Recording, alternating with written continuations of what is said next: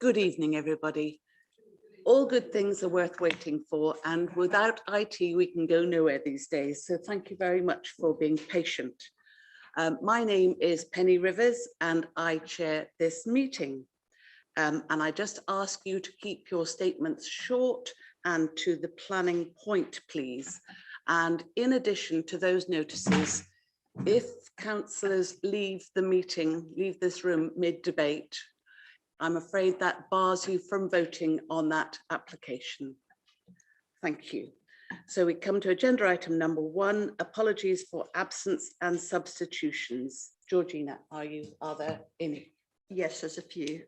Councillor Joan Hegan, Councillor Kevin Denis, Councillor John Gray, Councillor Michael Goodrich, Councillor Liz Townsend, Councillor Trevor Sadler and Councillor George Wilson.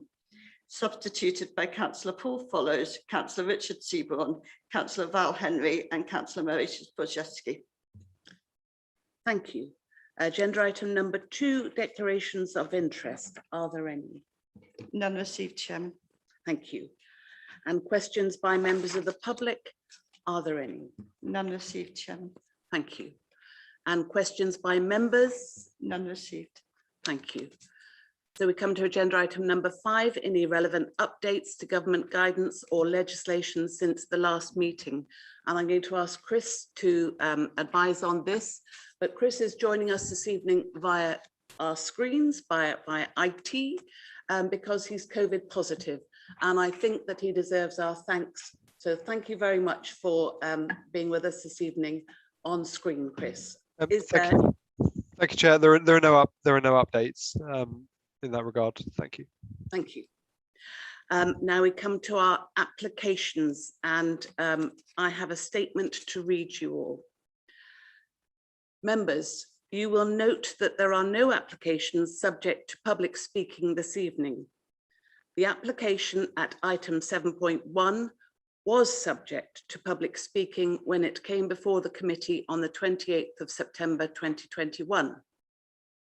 The committee deferred the item at that meeting, and it is custom and practice that deferred applications are not subject to further public speaking when they return to committee.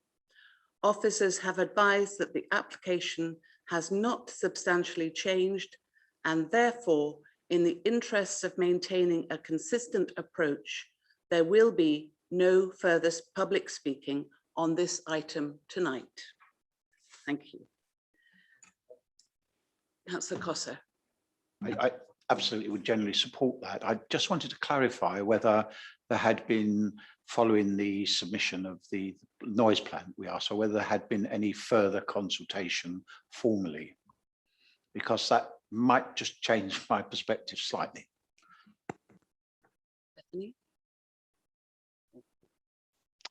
Thank you, Chair. Yes, there was further consultation once on that new noise management plan. There's a couple of updates in terms of additional representations that have been received since the publication of that revised noise management plan. Thank you, Chris. Okay, so let us move to the application. WA 2021 1450 Dunsville Park. You can see the proposal, and I'm going to hand back to Chris. Thank you.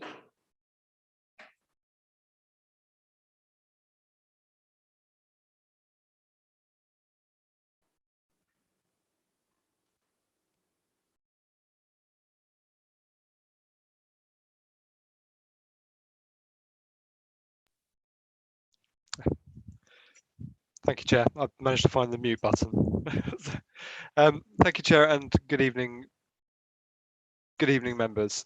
This application seeks planning permission for the variation of condition 9 of WA 2018-172, which granted temporary permission for the use of the parameter track and runway for driving experience days.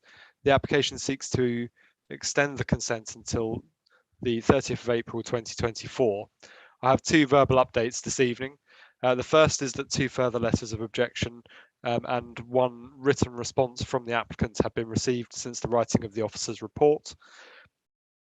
Officers consider the main points raised within the additional objections to be the applicant The first point is the applicant is seeking to extend the use into Sundays and bank holidays. It's worth reiterating that with regards to the driver experience days, that they are that are under consideration tonight, that this consent would not be for use on Sundays. Please see condition 11. The other point was that the cumulative effects of multiple cars is significant. Noise monitoring points are not very well positioned. All records and more information should be freely available on their website, including which permission this relates to.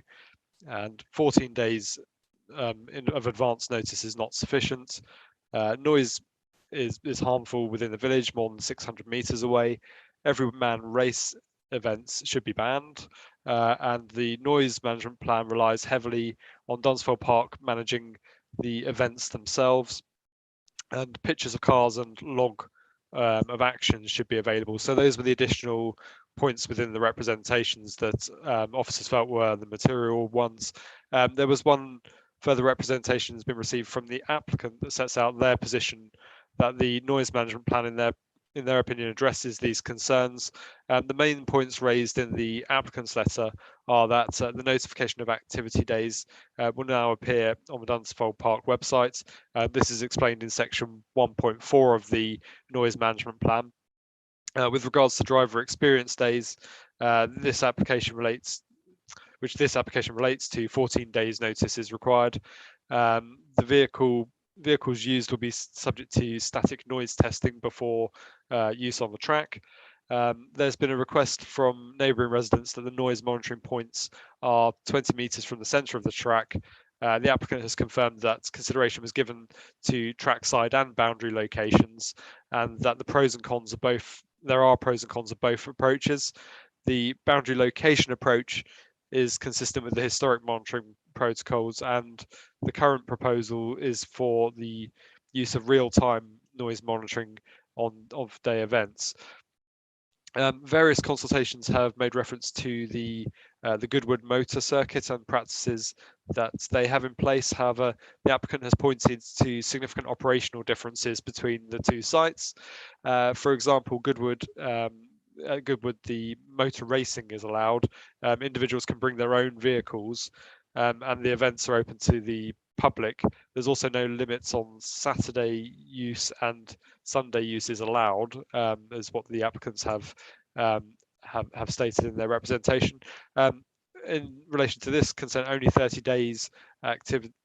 activity days would be permitted a year under this consent, and no activity days are permitted on Sunday under this consent. So the applicant's submission also sets out some differences in the locality between Dunsfold Park and Goodwood, with excess of 400 dwellings within 600 metres of Goodwood and 5 dwellings within 600 metres of Dunsfold Park track.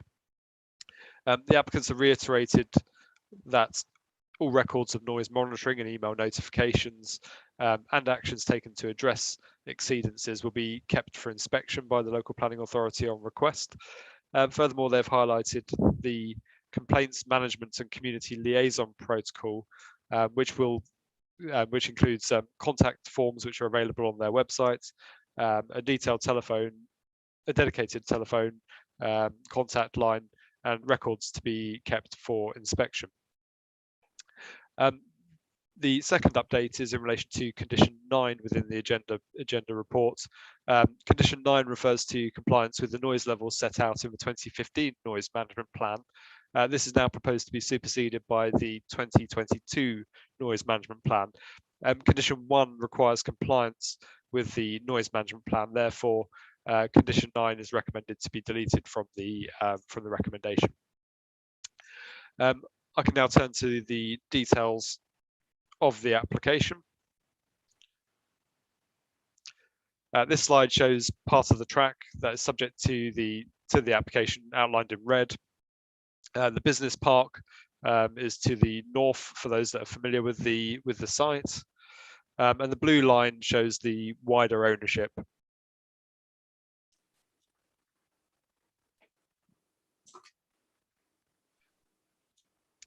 This slide shows the separation from neighbouring properties. In terms of Billinghurst Farm, The report notes that specific concern has been raised with regards to the impact on their business. It's material that the use of Billinghurst Farm as a wedding venue was granted in 2018 after the grant of the consent for the experience days. Paragraph 187 of the MPPF does make it clear that existing businesses should not have unreasonable restrictions placed on them as a result of development permitted after they were established. And that is set out in the officer report. The members will recall that this application was reviewed by the Eastern Committee on the 28th of September and was subject to a decision by members to defer for the following reason. And that's to seek submission of a noise management plan to include details on the method of noise monitoring, including the position of equipment, and a communication strategy to include a means to respond to complaints and how residents will be informed about activities at Dunsfold Park.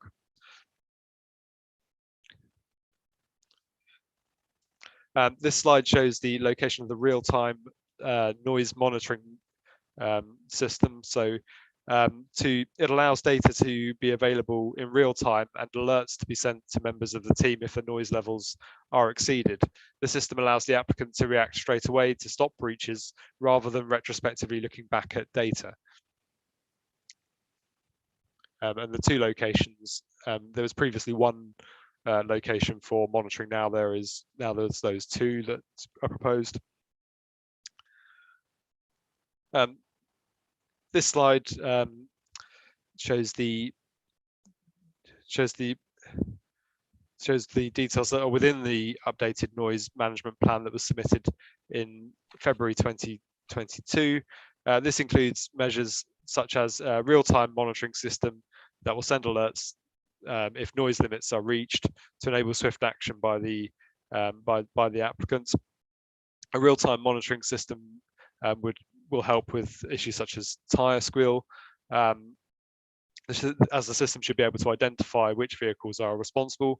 Two newly positioned monitors, which are the ones that I just showed you, would be able to monitor and allow for alerts the max as they approach the maximum level of 75 dB. The track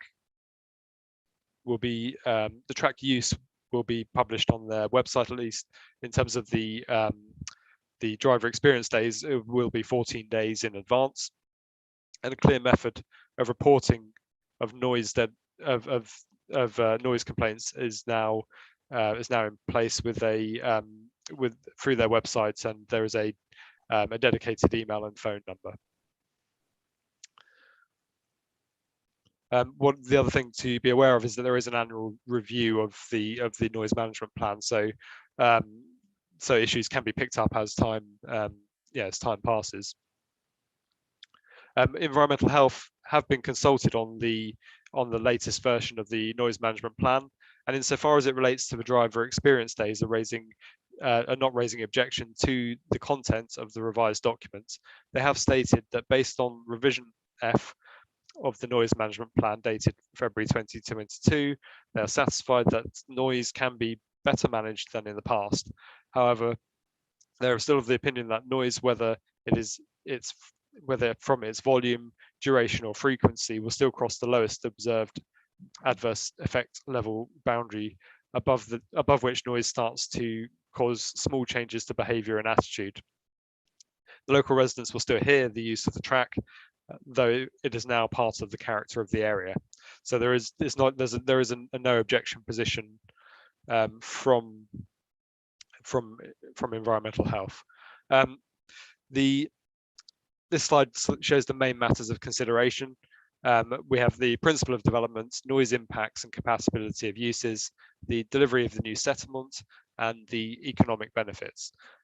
Whilst these are the main matters of consideration, members are reminded that deferral was only on the grounds to allow for review of a noise management plan, and therefore you're invited to focus your discussion on that point rather than other matters. As set out in the officer reports and subject to the removal of condition 9, the application is recommended for approval. Thank you, Chair. Thank you very much. Councillor Follows. Thank you. Just one question in potentially multiple parts, depending on the answer. Can officers confirm that that real-time data monitoring also records that data for evidentiary purposes, should it be needed to get to after the fact? And I assume that that will be part of any annual review. And I think my secondary question is, if they do have this data and are publishing 14 days in advance of when these events are happening, could they perhaps also publish the data from their real-time data management onto their website so residents can see what the noise rates actually are over a period of time, just in the for full transparency? Thank you. Chris.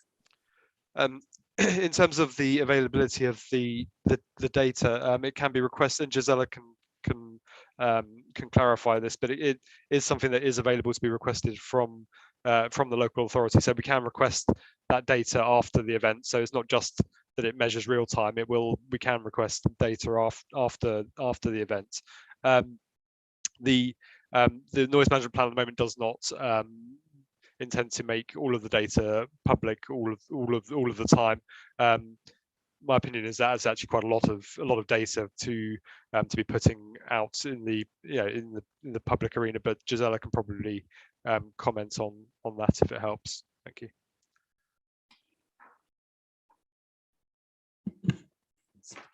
Thank you. Yes, what Chris says is correct. The data can be sought up to 12 months after the event. In the past, I think they've probably kept it longer than that. So that's never been a problem. They have the data. And of course, it's more accessible now. It's live, so you can see it.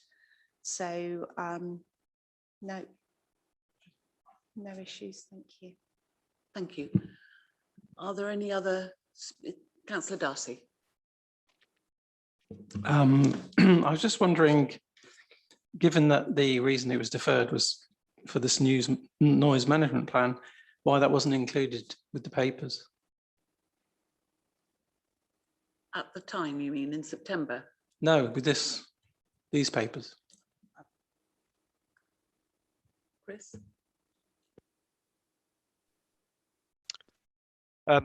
Yeah, I mean, so if it's something that we could have included as part of the papers, it was available on it is available on the website. So the point that we published the reports, as with plans and other documents that are available ancillary to an application, it was it was on the website at that stage. But yeah, we felt that was sufficient. Thank you. I mean, I did read it, but I just thought it was a bit strange that it wasn't part, because obviously it's key to the whole thing. What struck me about it was that it was very complicated.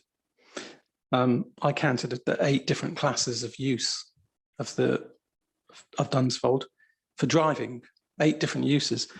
And this is only one of them we're considering here. We're just considering the everyman experience, but there are another 7 potential noise generating events that could be going on.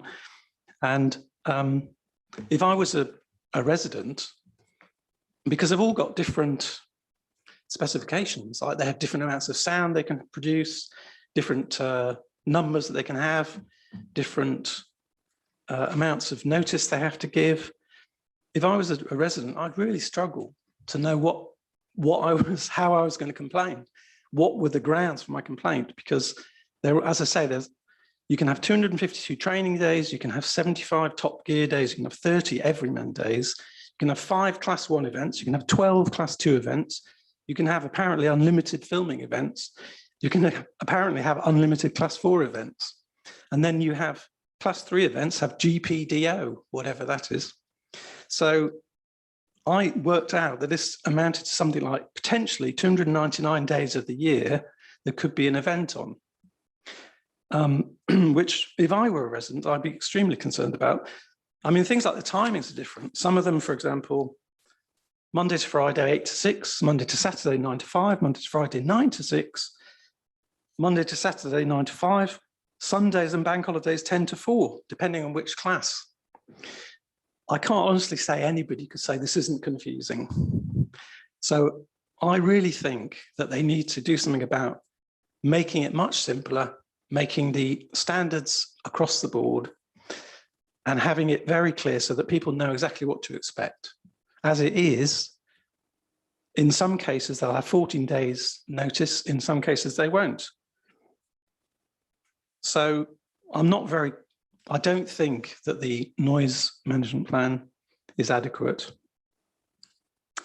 And I would be concerned about that. But I appreciate it's not a particularly good reason for refusing this application, given that there are already in place 3 existing permissions for the different types of events. However, I would ask that Dunsfold Limited give some thought to improving and making more consistent their plan, so that it makes it easier for the residents to know what to expect and how to respond. There's also the fact that to make a complaint, they can phone or they can send an email, but it's not clear to me how they expect a response. So that's another issue. And then also you need to deal with complaints properly. You need to make sure that the response is quick. And I'm not sure there's any setting for how quickly a response should be. You also need to get regular updates. And again, I don't think there's any, as far as I could work out, there wasn't any consistent or applied set of expectations that people would have as to how quickly they get a response and how often and what sort of response it would be. So all of those things I think need to be taken into consideration, just to make sure that it is all fairly seamless. And because we've had a lot of objections and many letters from various people, including from Dunsfold Parish Council. And it is unfortunate that the member for Dunsfold is not here to put the case for the residents in that way. Anyway, I've probably said enough. Thank you. Thank you, Councillor Darcy. Chris, are you able to help with some of those queries from Councillor Darcy? Thank you, Chair. I mean, yes, I can completely understand that the multiple permissions is inherently quite complex, and yeah, the document does try to set out in different kind of sections which noise limits would apply to different types of use, and there is the opportunity to review this in a year's time. But as far as the permission that's in front of us is concerned, which is the permission for driver experience days, that section seems clear in terms of what is proposed. But there is inherently a quite a complex situation with multiple permissions. Thank you, Chair. Thank you. Councillor Baker, then Councillor Cossar. Thank you, Chair. I think I'm unfortunate in following Councillor Darcy, because he has done all the calculations that I struggled with this afternoon. Too late, I discovered that actually the meat of this particular application lay in the noise management, whatever you call it. I'm so sorry. My brain is really dumbstruck at what I've been reading. So I have lots of notes which are not terribly clear, but I do have some questions. I'd really like to know, and you may think this is irrelevant, but please, perhaps someone can humour me. Have they stopped the activities that were consented to in the application, which expired on the 30th of April 2021, which was for the uses now being applied for? Chris.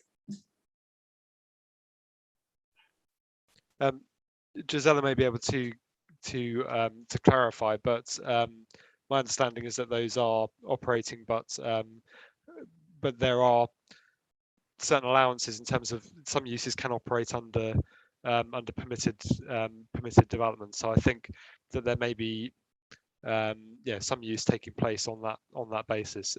Gisela, are you able to clarify whether I whether that is correct. Sorry, it's difficult not being in the room. Yeah, I believe that's correct. Obviously, during the winter, there are far fewer things going on, but as far as I understand it, there are some things carrying on at the moment. But they would be, if I may come back on this, because I think we really need to flog this to a standstill, quite honestly.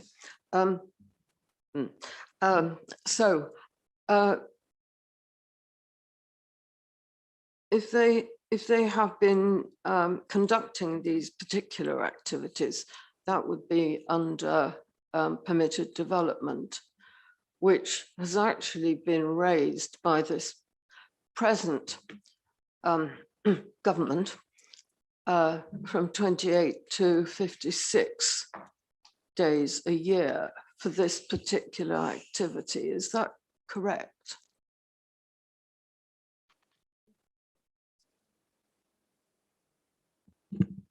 Would you like me to respond to Yes, that? please.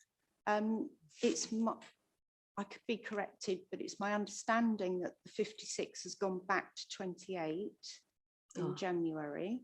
But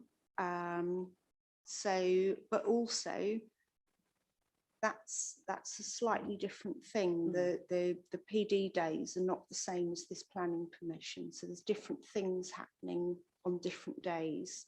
So today we're just talking about the driver experience, which is the planning permission. So that just raises the level of complication still further. So if I may, I do have more questions. We have 2 new monitors. I'm just wondering if there's any allowance made for ambient noise, or if they include, I can't see how they can exclude ambient noise, but since this is very technical, I think I'll ask a technical question. Yes, please. So if it includes ambient noise, that can only benefit the trigger, because it would make it noisier. Do you see what I mean? So it's not like when I look at a statutory nuisance, I'm comparing the background noise with the main noise. For this, at either of those monitors, if it hits the specific number or just before that, it will send an alert straight to the people who are monitoring it. So they can address it straight away, rather than before, when somebody might phone up and say, well, it's awfully noisy, what were you doing? And they might speak to me, or they might speak directly to Dunsfold, and there might be a little bit of delay, whereas this is almost, you know, it's instantaneous. People can see what's going on, it can be flagged, and it's being logged all the time. So they can certainly take the complaint and have a look at it. Thank you. Please, do you mind if I pursue my questions? Because I really... Are there, how many questions are there? Not very many more, a couple, I think. I'm just wondering how the previous decisions were made. Were they made under delegated powers? And why is it that when all these applications seem to have a distinct bearing on each other, particularly where the end result is concerned and the residents are vulnerable, I'd just like to know why, you know, why the whole thing has been managed here as it has. Is that you, Chris, to answer that? Thank you, Chair. I don't know whether the previous decisions on in relation to the driver experience days were delegated or committee decisions. I do know that there were a number of submissions last year that for the various different uses in terms of renewal, and this was the only one of those that was called into to committee. The others were decided under delegated authority. Thank you. All right, thank you. What about another 2 questions? No, I think possibly I'd just like to comment now, but forgive me, but I think this matters hugely to the residents. And also I'm very concerned about the fact, as one of my comments, that actually the the aircraft use, and the applicants are relying on really on the ground noise levels and to some extent the aircraft movement levels that were permitted in 1951. I think that's a very long time ago. I think that circumstances then were not the same as they are now. I think that that was post-war when we needed to have the industry, and now this is leisure activity. So I'm not terribly keen on what's proposed. I was just going to add to what Councillor Darcy said, that one of these classifications of activity, it's the McLaren's driver training actually, can take place on a maximum of 250 days in the year, which is an awful lot of days. And I don't know how these noisy activities are going to be spread across week by week. And I am concerned about a point made by one of the parish councils about that there's potential for many days of the week consecutively to where the area is involved in noisy use. So, and one final point, I think that the notification period of 14 days, which only applies, strictly speaking, to this application, is just ridiculous. So I will listen to everybody, but I'm not predisposed. Thank you, Councillor Baker. I'm sure that you'd like to speak about the noise levels from 1951, perhaps. And Chris, maybe there's anything you'd like to pick up there at all. So. Thank you, Chair. Just really to emphasise that I know there are a number of permissions, but the focus of the committee tonight must be on the one that is in front of them, referring to the other training days and certain other noisy uses. Is the focus needs to be purely on the consent that is in front of them. The other uses do have their extension. I've also had some clarification. Thank you for from within the team that the 2018 application was a committee decision, and the 14 days is you've got to bear in mind that the balance does need to be struck between the business being able to continue to operate. If you extend those 14 days too far, it would it would have a significant effect on how that would work. And my understanding, Gisella may be able to confirm, is that the 14 days was a period that has been agreed previously. Thank you, Chair. Thank you. Yes, please. So the 14 days, I mean, that's an absolute minimum. Generally, there's stuff on the website now for the next 3 months. So as and when possible, they need to know what they're doing. So they would generally book weeks, if not months ahead. So don't worry too much about the 14 days, because that was just set at an absolute minimum. So people couldn't say, oh, we're going to do X, Y, and Z tomorrow and not give anyone any notice. Yeah, I don't know the history going back to the 50s, but the levels that we are talking about today, and as Chris says, purely because the noise management plan covers a whole range. It covers all the permitted development, it covers all the planning applications.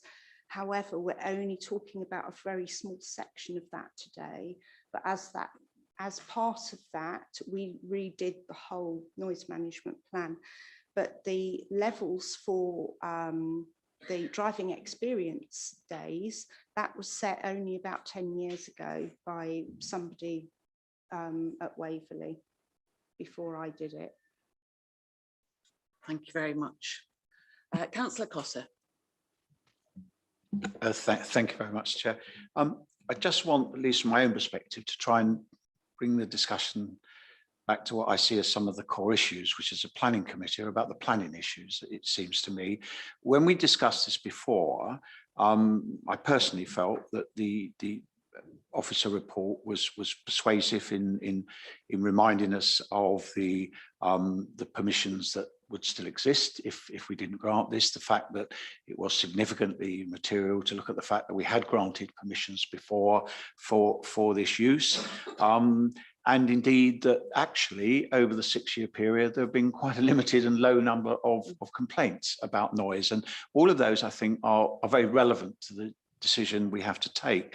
What I felt we did last time was we had drawn to our attention the fact that understandably local residents were not comfortable with this happening, and I guess I wouldn't be if I lived there either, and that we ought to try and do more to bring in better arrangements for noise monitoring and so on. I think what we've had presented to us does present some improvement on that in terms of the sort of real time rather than the post time. I also note I don't think, you know, some of my colleagues have raised some of these issues, that necessarily it's perfect. Some of these things quite often aren't perfect, but we do have a chance to review it after a year. But most of all, I'm persuaded by the fact that I can't find, and if my colleagues have any, I'm sure they will come up with them. I can't find any legitimate grounds in planning terms to reject this application. I think we've done as well as we can by the residents, and I don't think trying to pursue this and negotiate via this committee improvements to that agreement is either appropriate or is likely to be very effective. Thank you, Chair. Thank you very much, Councillor Cossa. We have Councillor Seaborne and Councillor Mary Forcheski and Councillor Gale to speak. So Councillor Seaborne. Thank you, Madam Chair. I've been through the noise management plan in detail, and I think there are a couple of places where some tightening of the words would be beneficial. We have real-time monitoring. We don't have real-time action. The monitoring system sends an email, and that's what it does. So the email presumably goes into an office. Unlike other terms for different aspects of in the noise monitoring plan, there's no promise that that email address is going to be monitored at all times. And even if it is, you've then got to get the message from the office to the track side to get something done. So the whole point of having real-time monitoring is to get real-time action to take the bad cars out of the game quickly. The noise monitoring plan has not got there yet. So in section 1.75, I think the words need to be tightened up so that it's fine. We measure the noise, the unacceptable levels of noise when it happens, but then all we're told is it triggers an email. The words need to be tightened up to get that email to trackside pretty much in real time, and then that will be real-time action, which is what is being sought. That's not going to happen. You may as well just stick a tape recorder next to the sensor and go and pick it up at the end of the day. So it's detail, but the detail's not there, which means they can get away with not taking the action that the plan seeks to solve. So that's one point. And I'm going to agree with Councillor Baker as well. I don't think that the 14 days is adequate notice. I don't care whether it's minimum or not. The reality is that it's a very nice part of the world there. People like to carry out activities out of doors. They will want to organise those well in advance. And I think giving them a bit more notice when they're likely to get noise intrusion impacting on out of door activities, I think it would be reasonable to extend that. I wouldn't suggest by very much, but maybe an additional week. So unless I see movement on both of those two items, I'm going to struggle to support this. I think real-time monitoring, it's offered. Real-time action is not offered in the words of the plan. Literally, I read it in detail. It took me quite a while to get my head around all the different bits. Once you actually focus on the bits that are relevant, and section 1.7.5 is the relevant bit for real-time monitoring, then it's reasonably straightforward. It doesn't offer real-time action, and I think it needs to, otherwise there's no point. Thank you, Madam Chair. Thank you. Would you like to respond? Thank you, Mr. Seaborne. I understand what you're saying. From my understanding of speaking with Dunsfold, it is the point that when the trigger is caused or when somebody phones up, that is when something does happen. So exactly what you said should happen is the intention, but I think it's been actually left off. I think it's been, there needs to be more words to give you reassurance that that is the intention. As far as I understand it, yes, that is the intention, that something will happen straight away, and that's the whole point. So maybe just some more words, but whether they need to be put on now this minute or deferred. Sorry. Yeah. Okay. Yeah. So yes, it's what you wanted it to be. It is, as far as I understand it, immediate action. But whether those words need to be put on now or later, because you can constantly review these live documents. It's not a problem. Thank you. Chris, are you happy with those additional words? I think if so obviously we've got, I'm happy that can be fairly, that can be fairly simply bottomed out, but but if we were to approve tonight, condition 1 would be that the development is in accordance with the noise management plan. I think if there are to be amendments to that, I would suggest that the amendments that you're talking about aren't, in terms of the wording within paragraph 1.75, aren't so significant that you would want them to come back to committee for a third time on that point. But so you would have the option to defer and delegate for some additional wording to paragraph 1.75. I would, and then obviously if that's not resolved within a certain period, it then to be brought back to committee. I'm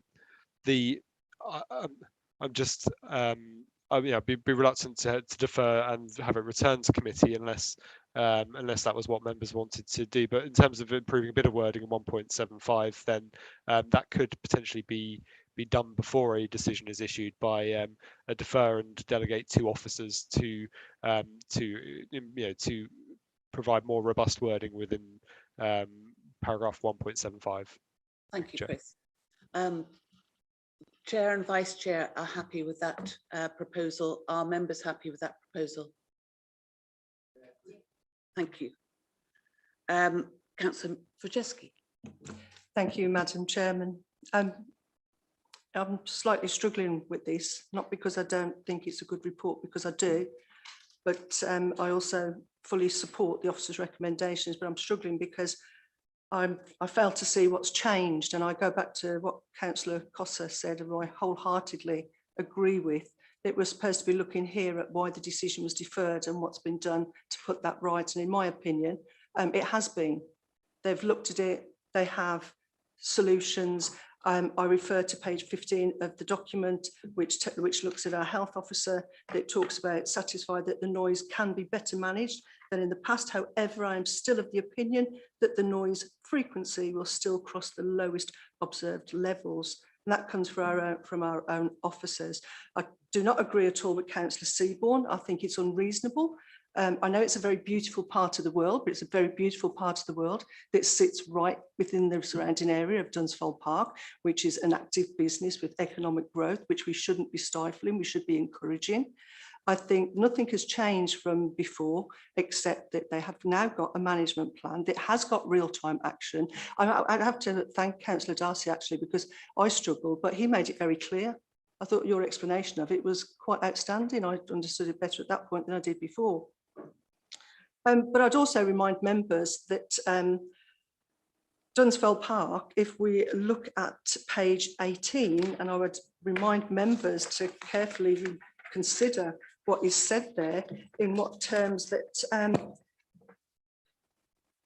it should remain open to the applicant to exercise their permitted development rights for temporary use, which is used for up to 56 days a year.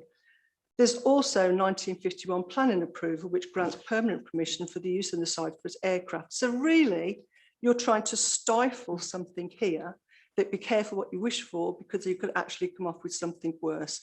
This has been going on for a long time, and there's never been any real problems in the past, because correct me if I'm wrong, but there was a liaison group some years ago which used to look at complaints. I struggle to see, I do ask the question as to where all these complaints have come from, because like Councillor Cossa, I understand that have to have died down a little bit.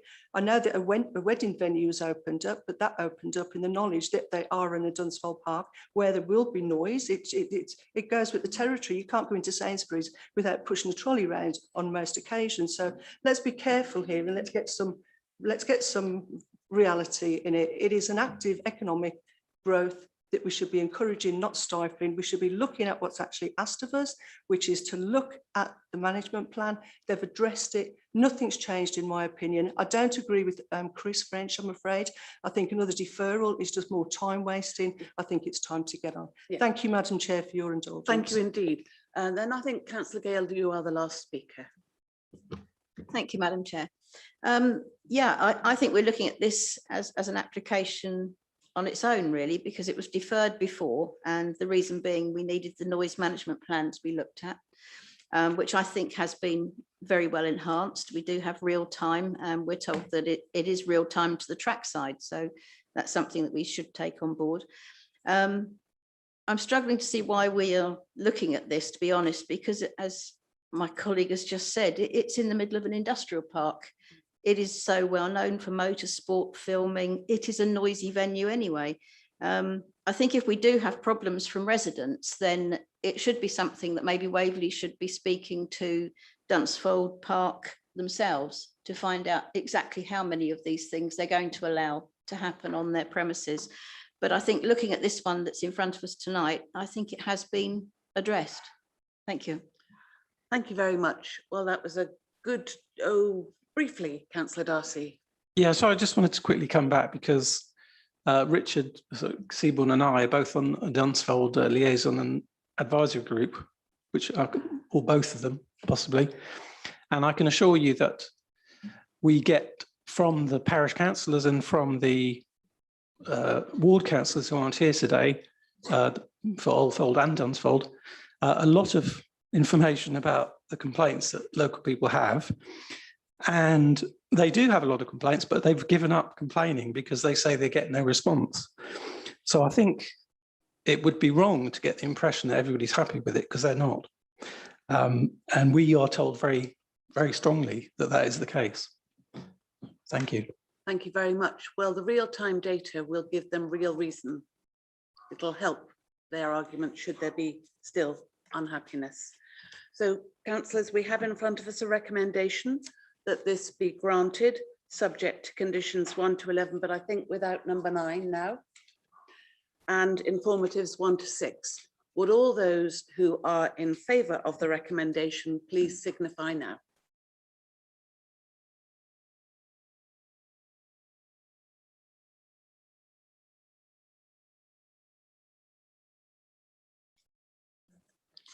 Thank you very much. Any opposed?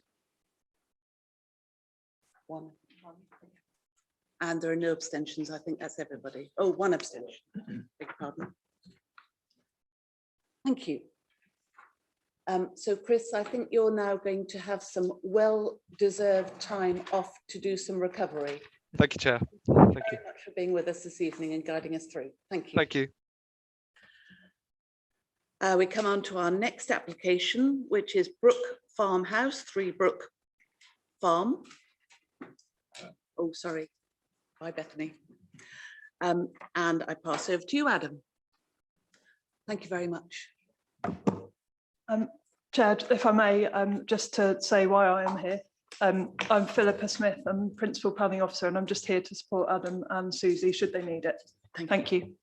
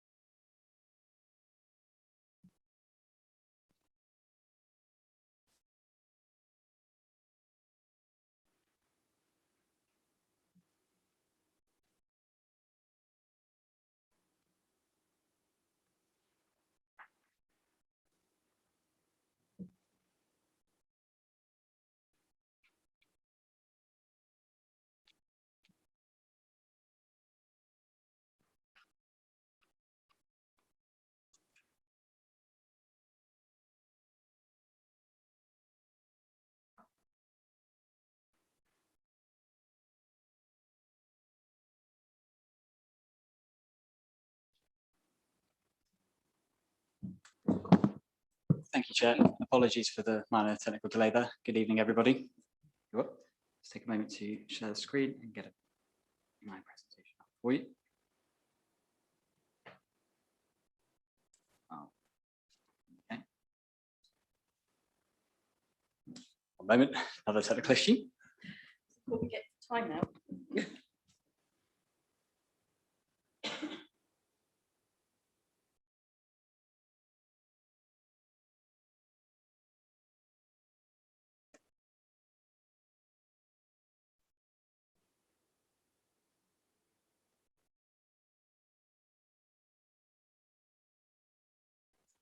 Wrong one. Yeah, wrong one. Wrong one. Sorry, no, that's the wrong presentation.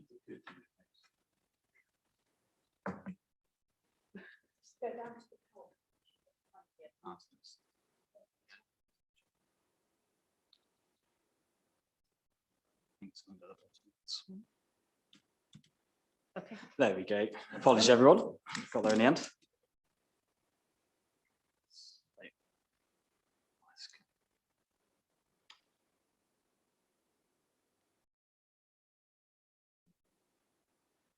So, good evening, everybody. This, oh, it's gone back to the beginning. Just skip through again, hopefully. There we go. Well done. Now, finally, this application was brought before you all this evening as the agent involved is related to a Waverley officer. The application is for the alteration to elevations of an existing dwelling and the creation of a swimming pool with associated works. The application site is located just to the west of the Hazelmere Road, which runs centrally down this location plan here, and is located within the Greenbelt, the AONB, and the AGLB. This aerial photograph shows the application site in a bit more detail, with the red area denoting the centre of the application site. This photograph focuses on the elevation of the dwelling, which is subject to the proposed alterations.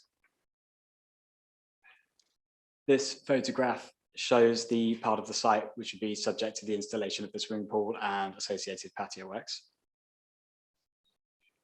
This photo is a contextual photo taken from the west, looking inwards to the site to show the screening that's available from outside views. And this photograph is looking out of the site towards the surrounding countryside to the south. This is the block plan for the proposed works. As you can see, looking into the site from the surrounding countryside, the proposed swimming pool would be screened by new planting and would also be read within the context of surrounding built form. The alterations are contained just to this western elevation here. These are the existing and proposed elevation plans for the works. As you can see, the alterations are relatively minor, with a new patio door and a larger roof line. Officers consider this would be a visual improvement over the existing elevation, as it closes the gap here between this window here and this one here, and taking design cues from the arched windows and the existing door over on the left-hand side. As you can see from the existing and proposed floor plans, the alterations to the elevation of the dwelling wouldn't result in an increase in bulk or built form or mass of the dwelling, and officers consider this would represent an appropriate form of development within the Greenbelt. Again, this is further exacerbated by the roof plans. You can see that there's no increase in footprint, no increase in bulk or built form. This is the proposed site plan, which shows the proposed pool and patio extension in a bit more detail. The swimming pool is an engineering works, which is considered an acceptable form of development within the Greenbelt. It would not raise above existing ground level and would therefore not add any bulk or built form or detract from the openness of the area. As you can see from the proposed site plan as well, is that this section here roughly is the proposed patio extension and would be read in the context of a larger patio with a seamless continuation of the existing. The matters for consideration this evening are its design and impact on the visual amenity, the AONB and the AGLV, its impact on the greenbelt, and its impact on residential amenity. Officers are recommending this scheme for approval. Thank you. Thank you very much. So, councillors, is there anybody who would like to speak on this? Councillor Gale. Only one thought, it's an enormous patioed area. And we try not to sort of put hard form down on the land if we can possibly help it because of the runoff of water and things. I don't know if it can be permeable or I don't know. Thank you, Adam. Thank you, Councillor. Yeah. The drainage, I believe, is permeable, the surface patio. As part of the associated works of the pool, obviously the pool would require some sort of drainage measure, so it would be incorporated in that, I believe. Councillor Darcy. Yeah, I just wanted to ask about the swimming pool, because normally I guess it'll be heated, otherwise you'll find you won't be able to use it very often. Don't they require some sort of plant, like equipment for pumps and heaters and stuff, and where would that be housed? According to the plan submitted and what I based my decision on, none of that has been incorporated into the design of the swimming pool, I'm afraid.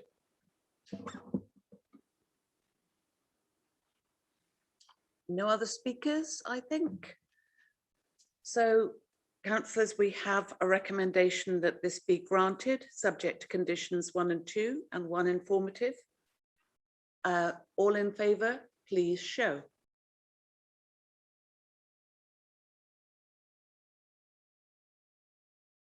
It's unanimous, Chair. Thank you very much. So the next application is Charnwood Coxcomb Lane in Chiddingfold, and the officer is Susie.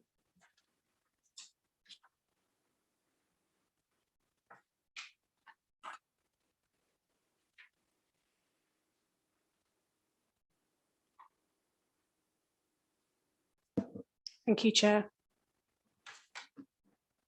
So this item has been brought to committee as it falls outside the scheme of delegation as the agent is related to a member of staff. The proposal is for a single-storey rear extension. There are no neighbour comments. Officers consider the proposal to be in accordance with policies TD1, RD1 of the local plan and policies D1 and D4 of the local plan 2002 and the residential SPD. The application site is outlined in red. Sorry.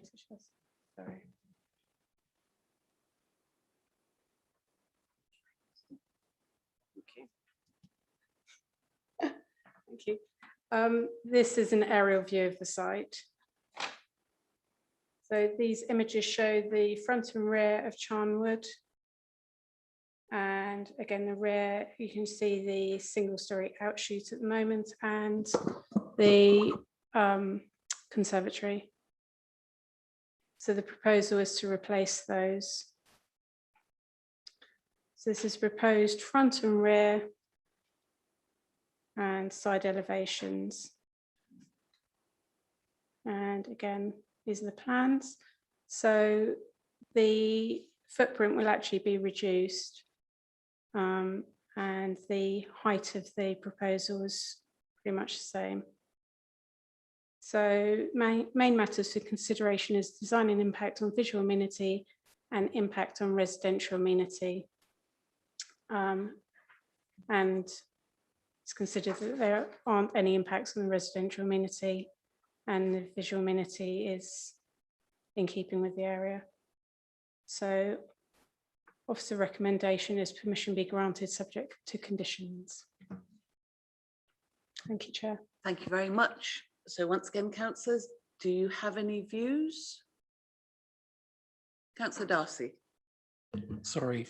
The view I had was that flat roof looks a bit naff. And then I read the next application. That's the next application. So that's all. I'm not going to say anything else. Thank you. no other speakers. So councillors, do we agree the recommendation? Please show.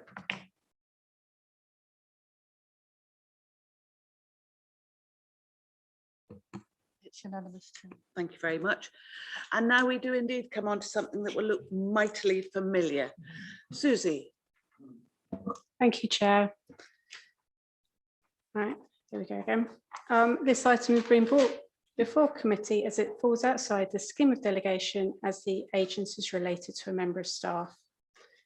So the application is exactly the same. I'll run through it quickly. The difference between this and the previous is the rear offshoot, the roof. It has a monopitch roof. That's the only difference. So again, it's recommended for approval, subject to conditions. Thank you. Thank you. Councillor Darcy, do you have a view? Yes, it's an improvement. Thank you. Any other comments? No. Well, councillors, we have a recommendation to grant this subject to conditions 1 to 4 and 1 informative. Please signify whether you approve.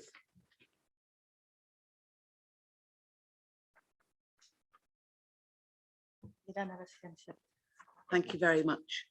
I think, given that we had a slight delay for YouTube, that we finished in an hour. Thank you all.